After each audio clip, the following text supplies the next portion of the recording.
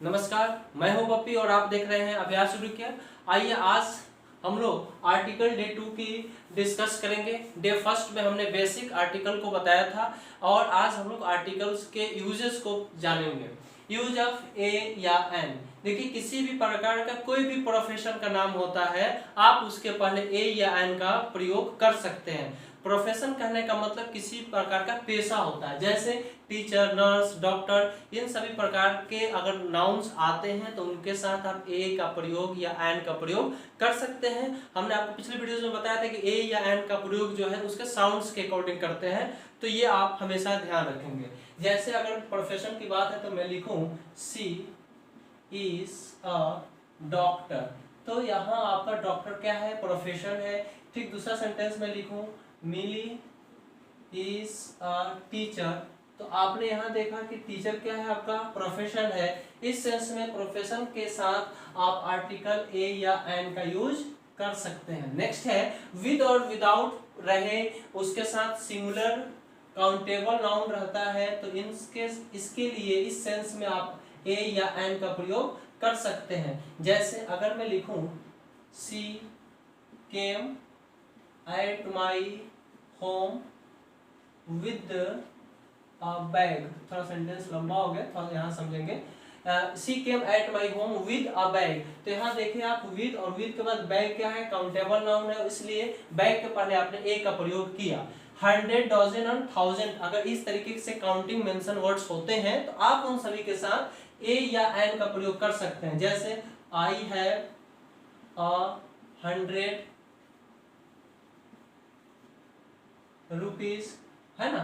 तो इस तरीके से यहाँ 100 क्या है, आपका काउंटिंग मेंशन वर्ड है और इसके साथ आप ए या एन का प्रयोग कर सकते हैं। और इसमें जो है आप देख सकते हैं कि 100, डजन, 1000 इस तरीके से काउंटिंग मेंशन वर्ड होते हैं। उसके बाद है not before proper noun but mention his quality, मतलब क्या है कि किसी भी प्रकार के जो है आपके प्रॉपर नाउन होते हैं उनके साथ आप ए या एन या किसी भी प्रकार के आर्टिकल का प्रयोग नहीं करते हैं। बट अगर उसके क्वालिटी को दिखाना हो, बताना हो, जो है रेफर्स करना हो, तो आप आर्टिकल का प्रयोग ए या एन का प्रयोग कर सकते हैं। जैसे अगर मैं लिखूं he is a Hitler, he is a Hitler, she is a लाता, तो इसका मतलब ये लाता और हिटलर के पहले ए या एन का प्रयोग करने का सेंस कि इसके जो है क्वालिटी को ऑर्गेनाइज किया जा रहा है, और उस सेंस में हमने यहाँ ए या एन का प्रयोग किया। तो इस सेंस में आप जो है ए या एन का प्रयोग कर सकते हैं। कुछ महत्वपूर्ण जो है फ्रेजेस होते हैं, आप उन सभी के साथ भी एन या ए का प्रयोग कर सकते हैं। जैसे on an average, a short time ago, to give an answer, to make a good guess, to give a warning, to make a noise, to have a bath या ड्रिंक, है ना। तो इस या टेक भी हो सकता है, तो इस सेंस में आप ए या एन का प्रयोग करेंगे। अब हम लोगों का सवाल ये उठता है कि सर ए या एन का प्रयोग कहाँ नहीं करेंगे, तो आइए इसको भी समझते हैं। नो यूज ऑफ ए या एन बिफोर प्लूरल नाउन्स, कोई भी अगर प्लूरल नाउन्स है उसके पहले आप ए या एन का प्रयोग नहीं करेंगे, है ना। जैसे मैंने लिखा ए काउज आर रेड, तो यहाँ एक गलत है, क्योंकि ए या एन का मीनिंग होता है एक या प्रत्येक का मीनिंग देता है, और यहाँ काउज या प्लूरल सेंस है, तो यहाँ आप जो है ए या एन का प्रयोग नहीं करेंगे। दूसरा है बिफोर प्रॉपर नाउन, कभी भी प्रॉपर नाउन के पहले ए या एन का प्रयोग नहीं करेंगे, और मैंने अभी जस्ट बताया भी कि नहीं करते, लेकिन उसके क्वालिटी को दिखाना हो तो आप ए या एन का प्रयोग कर सकते हैं। जैसे he is a Mahatma Gandhi, है ना। तो इस सेंस में यहाँ एक प्रॉपर नाउन है और इसलिए यहाँ हम लोग ए या एन का प्रयोग नहीं करेंगे। दूसरा है अनकाउंटेबल नाउन अगर होता है तो उसके साथ आप ए या एन का प्रयोग नहीं करेंगे। जैसे मिल्क, ये आपका कहना गलत है।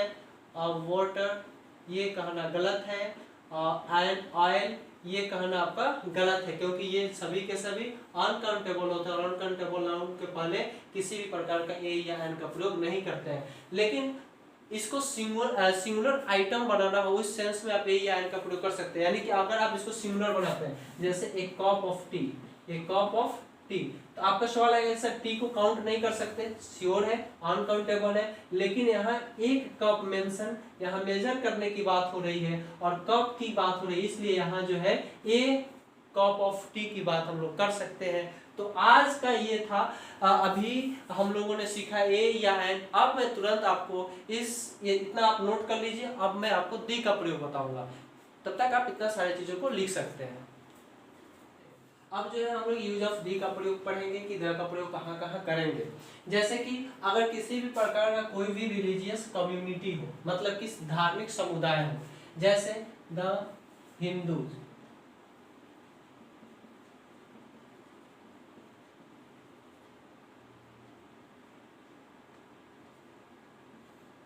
द मुस्लिम्स, द सिख्स, ईसाई, तो इस तरीके की कम्युनिटी के साथ जो है आप द का प्रयोग कर सकते हैं। दूसरा है यूनिक ऑब्जेक्ट। यूनिक ऑब्जेक्ट का सेंस कि जो यूनिवर्स में जो बहुत ही एक अनोखा हो, अद्वितीय हो, उसके लिए आप द का प्रयोग कर सकते हैं। जैसे द अर्थ। आप इन सभी चीजों को याद करते जाएंगे, क्योंकि इसमें सिर्फ फैक्ट को याद करना होता है, क्योंकि जो चीज समझाना था वो बेसिक चीज होता था। और आर्टिकल्स में ये सभी चीज ना थोड़ा सा जनरल नॉलेज आपको याद करना होगा कि कौन कौन से रिलीजियस बुक है, कौन कौन से ओशियन है, कौन कौन से रिवर्स है। तो अगर ये जनरल जो है स्टडी आपकी स्ट्रांग होगी तो आप आर्टिकल का और वो भी जो है द का यूज आप आसानी से कर सकते हैं। तो इस तरीके से ये कहा जा सकता है कि थोड़ा सा इसमें आपको जीके पढ़ना होगा। तो फिर भी जो है मैं आपको थोड़ा हिंट्स कर देता हूँ, जैसे द अर्थ, द सन, इन सभी के साथ जो है आप द का प्रयोग करेंगे। रिलीजियस बुक की बात आती है, जैसे द गीता, द बाइबिल, है ना। तो ये सभी के सभी आप क्या है, आपके ये रिलीजियस बुक है और इस सभी के साथ द का प्रयोग करेंगे, धार्मिक किताब होते हैं। पर्सनल टाइटल्स का मतलब होता है जैसे कि किसी भी पद के टाइटल हो, जैसे the president of India, the president of India, है ना, या ऐसे बोल सकते हैं द डायरेक्टर। नेक्स्ट है पॉलिटिकल पार्टी। पॉलिटिकल पार्टी जो भी राजनीतिक पार्टी होती है उन सभी के साथ आप द का प्रयोग कर सकते हैं, जैसे the BJP, the Congress, the Republic party. एक अपना बिहार में आरजेडी का पार्टी है जिसको हम बोलते हैं आरजेडी, तेजू भैया का पार्टी है ये, द आरजेडी। उसके बाद है रिवर ओशियन, कैनल के नाम के भी साथ में लगा सकते हैं, जैसे द सवेज, ये कैनल है। उसके बाद जो है द बे ऑफ बंगाल, उसके बाद है द गंगा, द ब्रह्मपुत्र, है ना। इस तरीके से आप रिवर्स ओशियन, कैनाल के नाम के साथ द का प्रयोग कर सकते हैं। इन सभी के पहले हमने द का प्रयोग किया। तो ये सारा चीज सोशल स्टडी है, थोड़ा सा इसको फैक्ट को याद करना होगा। नेक्स्ट है फिजिकल पोजीशन। ये फिजिकल पोजीशन का मतलब होता है जैसे द टॉप, द बॉटम,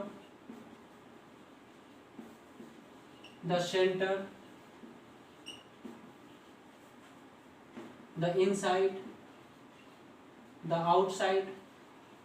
तो इस तरीके से आप जो है फिजिकल पोजीशन के बारे में बताना हो, भौतिक स्थिति के बारे में बताना हो, तो इस सेंस में आप द का प्रयोग कर सकते हैं। नेक्स्ट है म्यूजिकल इंस्ट्रूमेंट के साथ आप द का प्रयोग कर सकते हैं, जैसे द तबला, है ना, द हारमोनियम। इस तरीके के साथ आप द का प्रयोग हो सकता है। म्यूजिकल इंस्ट्रूमेंट का मतलब होता है वाद्य यंत्र, है ना। नेक्स्ट है इन्वेंशन, जो भी आविष्कार हुए हैं उन सभी के साथ द का प्रयोग कर सकते हैं, जैसे द टेलीविजन, द रेडियो, है ना। जैसे I play the radio, correct होगा, आई प्ले रेडियो नहीं होगा, आई प्ले द रेडियो होगा, क्योंकि रेडियो क्या है, एक प्रकार का आविष्कार है। नेक्स्ट है कंपैरेटिव डिग्री सिलेक्शन। इसको थोड़ा सा ध्यान से समझिएगा, यहाँ एक कंसेप्ट आता है। कंपैरेटिव डिग्री के साथ हमने द का प्रयोग आपको बताया कि करते हैं, लेकिन सवाल यह है कि सर द का प्रयोग हम लोग सुपरलेटिव डिग्री के साथ भी करते हैं, तो फिर कंपैरेटिव के साथ भी करते हैं और सुपरलेटिव के साथ करते हैं। ये क्या इसका क्या जो है ना लॉजिक है। तो देखिए इसकी लॉजिक की मैं बात करूं तो कंपैरेटिव डिग्री में भी अगर एक को बेहतर बनाना हो, एक का सिलेक्शन करना हो, दोनों में से किसी एक का सिलेक्शन करना हो, तो वहां द का प्रयोग करते हैं। जैसे he is the better of the to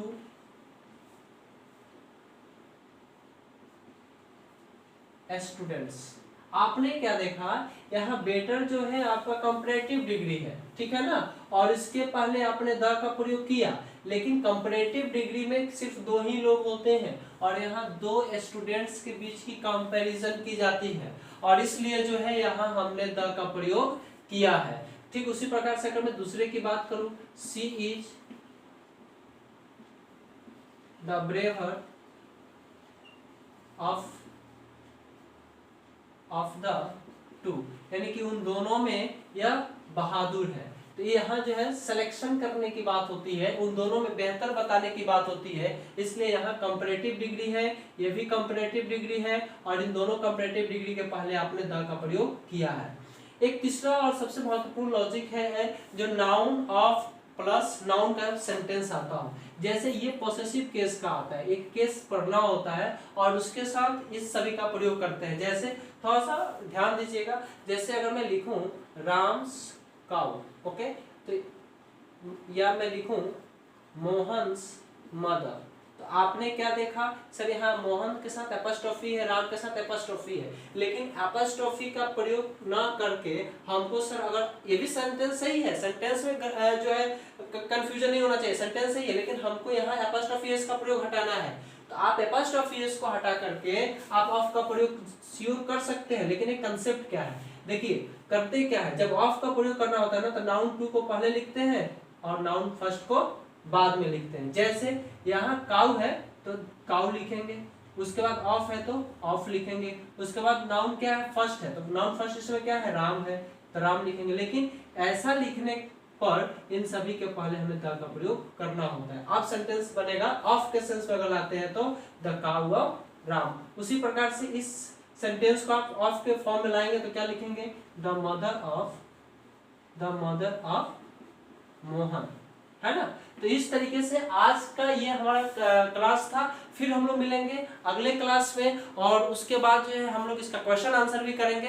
तो ये चूंकि 12th बोर्ड के लिए बहुत इंपॉर्टेंट है, तो आप लोग इस पर थोड़ा ध्यान दीजिएगा, इसको अच्छे तरीके से याद कीजिएगा, पढ़िएगा, क्योंकि द का प्रयोग में इसमें फैक्ट ही आपको रटना होता है, इसमें कोई कंसेप्ट नहीं है। फिर जहाँ कंसेप्ट की बात आती है वहाँ मैं थोड़ा सा ज्यादा समय देकर के आपको जरूर ही बताता हूँ। फिर मिलेंगे हम लोग अगले क्लास में, अगले जो है वीडियो में। तब तक देखते रहिए अभ्यास रुकिए, और यदि आपने चैनल सब्सक्राइब नहीं किया है तो कर लें और अपने दोस्तों को भी शेयर करें जो लोग इस साल जो है बोर्ड एग्जाम देने वाले हैं, क्योंकि उनके लिए भी ये बहुत ही सिग्निफिकेंट है, महत्वपूर्ण है। और दूसरी बात कि इस लॉकडाउन में इसकी फ़ायदा आप लोगों को जरूर लेनी चाहिए, घर पे बैठे रहते पढ़ाई भी होनी चाहिए। That's all. फिर मिलेंगे हम लोग अगले क्लास में। Take care.